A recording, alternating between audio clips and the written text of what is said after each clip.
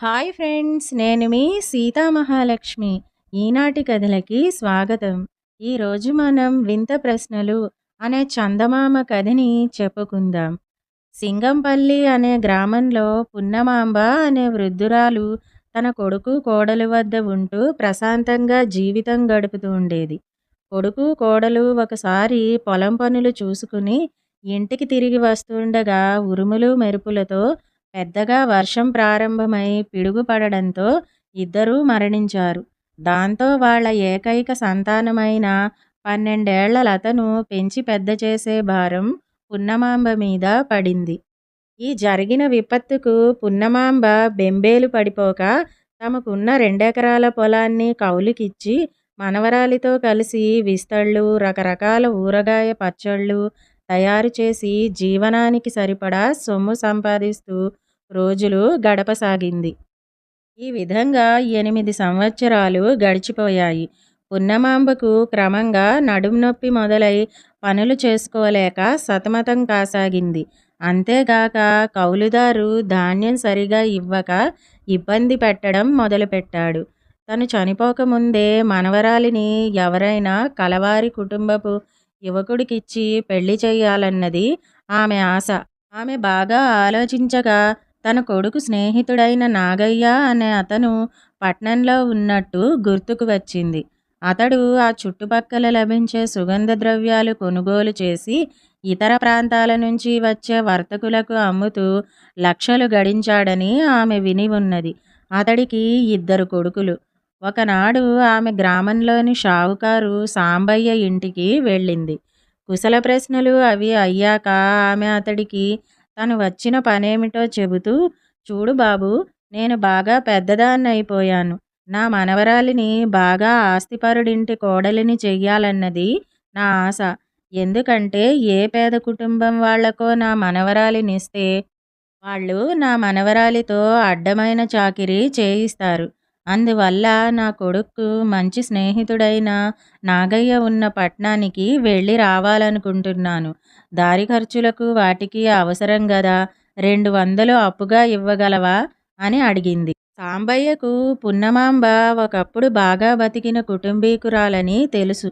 ఆ కారణం వల్ల అతడు ఎంతో మర్యాదగా పున్నమాంబను నాగయ్య కుటుంబంతో పెళ్లి సంబంధమా, అతడు లక్షలు గడించాడని అందరూ చెప్పుకుంటారు అని కాస్త ఆగి, ఈ చితికిపోయిన పున్నమాంబ మనవరాలిని అతడు కలలో కూడా తన కోడలుగా చేసుకోడనుకుంటూ, చూడు పున్నమాంబ, నా వడ్డీ వ్యాపారం ఒకప్పటిలాగా లేదు. రైతు కూలీ జనం ఏదో గొంతు మీదికి వచ్చిందంటూ డబ్బు తీసుకోవడమే తప్ప తిరిగి ఇచ్చేందుకు నానాయాతన పెట్టేస్తున్నారు. ఏమీ అనుకోకు, నువ్వు అడిగిన మొత్తం ఇవ్వలేను అని పనివాడు తెచ్చిన పెసరట్లు తినబోతూ పున్నమాంబకు కూడా ఇవ్వమని వాడికి సైగ చేశాడు. వద్దు బాబు, ఈ పెసరట్లు నా తత్వానికి పడవు, వెళ్ళి వస్తాను అంటూ పున్నమాంబ ఇంటికి బయలుదేరింది. ఆమెకు దారిలో గ్రామంలో అందరికీ చిన్నా పెద్ద సహాయాలు చేసే భుజంగ శాస్త్రి ఎదురుపడి, ఏమిటి పున్నమ్మ పిన్ని, ఈ ఎండలో ఎక్కడికి వెళ్ళి వస్తున్నావు అని అడిగాడు. పున్నమాంబ అతడికి సంగతి చెప్పి ఉసూరుమన్నది.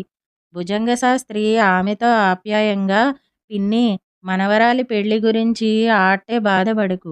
మీది బతికి చెడ్డ కుటుంబం, ఆ సంగతి అందరికీ తెలుసు. మీ అబ్బాయి నేను మంచి స్నేహితులమని నీకు తెలిసిందే కదా. అతడు నాకెంతో సాయం చేశాడు. మిత్రుడి కూతురి పెళ్లి చేయడంలో నాకు బాధ్యత ఉంది. ఆ పట్నం నాగయ్య నేనెరిగినవాడే. డబ్బు దొరికినా ఈ వయసులో అంత దూరాభారం నువ్వు వెళ్ళి రాలేవు. ఈరోజే వెళ్ళి ఆ నాగయ్యతో నీ మనవరాలి పెళ్లి సంబంధం గురించి అన్నీ మాట్లాడి వస్తాను అన్నాడు. అలాగే నాయనా, నీ సాయం ఈ జన్మలో మరిచిపోలేను అని ఇంటికి వెళ్ళిపోయింది పున్నమాంబ. భుజంగశాస్త్రి ఆ రోజే బయలుదేరి పట్నం వెళ్ళి నాగయ్యతో మాట్లాడి మర్నాటికల్లా గ్రామానికి తిరిగి వచ్చాడు. అతడు పున్నమాంబ ఇంటికి వెళ్ళి తను నాగయ్యను కలుసుకున్నానని చెప్పి, పిన్ని, నాగయ్య అంత ఆస్తిపరుడైనా ఈనాటికి మీ కుటుంబం పట్ల ఎంతో ఆదరాభిమానాలున్నవాడు. అతడికి నీ మనవరాలు లతను పెద్ద కొడుక్కు చేసుకోవడానికి ఎలాంటి అభ్యంతరమూ లేదు. కానీ రాబోయే కోడలు వివేకవతి, చురుకైనది అయి ఉండాలన్నది అతడి కోరిక అంటూ వెంట తెచ్చిన బుట్టలోంచి ఒక వెండి చెంబును బయటికి తీసి పక్కన పెడుతూ, ఈ చెంబు సంగతి తర్వాత చెబుతాను. ముందు నీ మనవరాలు నాగయ్య అడిగిన 2 ప్రశ్నలకు తృప్తికరమైన సమాధానాలు చెప్పాలి. ఆయన మాటల్లోనే అవేంటంటే, తింటే గారెలే తినాలి, వింటే మహాభారతమే వినాలి అంటారు మన పెద్దవాళ్ళు. ఆ మహాభారతానికి గల మరొక పేరేమిటి? మనిషికి దేవుడు ప్రత్యక్షమై కోరుకున్నప్పుడు మాత్రమే మరణం సంభవిస్తుందని వరమిస్తే ఆ మనిషి ఎప్పటికైనా చావు కోరుకుంటాడా? ఇవి నాగయ్య ప్రశ్నలు అన్నాడు. పున్నమాంబ ఈ ప్రశ్నలు విని ఆశ్చర్యపోతూ తలుపు పక్కన నిలబడి ఉన్న లతకేసి చూసింది. లత చిన్నగా నవ్వుతూ భుజంగ శాస్త్రికేసి చూసి, ఈ ప్రశ్నలకు జవాబులు మరేం కష్టం కాదండి. మన వేణుగోపాలస్వామి వారి ఆలయంలో కథా కాలక్షేపం చేస్తుండే అవధానిగారు చెప్పగా లోగడ విన్నాను. మహాభారతానికి మరొక పేరు జయసంహిత లేదా జయగ్రంథం. ఇక రెండవ ప్రశ్నకు, కోరుకున్నప్పుడు చావు కలిగేటట్లు వరం పొందిన వాడు కూడా ఏదో ఒకనాడు తప్పక చావు కోరుకుంటాడు. ఎందువల్లనంటే దిగడానికి వీలుపడని బండి మీద ప్రయాణం లాంటిది. కొంతకాలం తర్వాత ఎంత కష్టంగా ఉంటుందో, చావడానికి వీలుపడని జీవితం కూడా అంతే దుర్భరంగా ఉంటుంది అన్నది. ఈ జవాబు విని భుజంగశాస్త్రి సంతోషంగా, బాగు లత, ఈ జవాబులు ఒక కాగితం మీద రాసి నాకివ్వు. ఇక ఇప్పుడు ఈ వెండి చెంబు సంగతి. ఇందులో ఉన్న నేతిని రేపు సాయంకాలంలోగా వెన్నగా మార్చి ఇవ్వాలట అన్నాడు. ఇది వింటూనే పున్నమాంబ ఆశ్చర్యపోతూ దిక్కులు చూసింది. లత మాత్రం ఏమీ తొణక్కుండా, శాస్త్రిగారు, ఆ నెయ్యిని తప్పకుండా వెన్నగా మారుస్తాను. మీరు కాస్త వీలు చూసుకుని రేపు సాయంత్రం రండి అన్నది. ఈ 20 ఏళ్ల లత నేతిని వెన్నగా మారుస్తుందా? ఆహా! అద్భుతం అని మనసులో అనుకుంటూ భుజంగశాస్త్రి అక్కడి నుంచి వెళ్ళిపోయాడు. ఆ రాత్రి శుద్ధ పెసరపప్పు వండి అందులో వెండి చెంబులోని నేతిలో కొంచెం ఖర్చు చేసి మిగిలిన నెయ్యితో రుచికరమైన అరిసెలు తయారు చేసి వాటిని అమ్మి ఆ డబ్బుతో తాజా వెన్న కొని చెంబులో పెట్టింది. మర్నాడు భుజంగశాస్త్రి వచ్చాడు.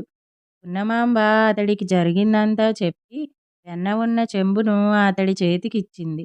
శాస్త్రి అబ్బురపడిపోతూ, ఆ గొప్పింటి కోడలివి కాగల లక్షణాలన్నీ నీలో ఉన్నాయమ్మా అంటూ లతను మెచ్చుకుని పట్నం వెళ్ళి నాగయ్య ప్రశ్నలకు సమాధానాలతో పాటు వెన్న ఉన్న చెంబును అతడికి ఇచ్చాడు. నాగయ్య పట్టరాని ఆనందంతో ఇంత తెలివిగల అమ్మాయిని తనకు కోడలిగా కుదిర్చినందుకు భుజంగశాస్త్రిని 1కి 2 సార్లు మెచ్చుకుని ఆ మర్నాడే సకుటుంబంగా పున్నమాంబ ఇంటికి వెళ్ళాడు. లతకు నాగయ్య కొడుకు, అతడికి లత అన్ని విధాలా నచ్చడంతో ఆ తర్వాత నెల తిరక్కుండానే వైభవంగా వాళ్ళిద్దరి పెళ్ళి జరిగిపోయింది. ఇదండి 'వింత ప్రశ్నలు' అనే కథ. ఈ కథ గనక మీకు నచ్చినట్టయితే లైక్, షేర్, కామెంట్ చేయండి. మరిన్ని మంచి కథల కోసం మా ఛానల్‌ను సబ్స్క్రైబ్ చేసుకోండి. మళ్ళీ మరొక మంచి కథతో కలుసుకుందాం. అంతవరకు వింటూనే ఉండండి ఈనాటి కథలు.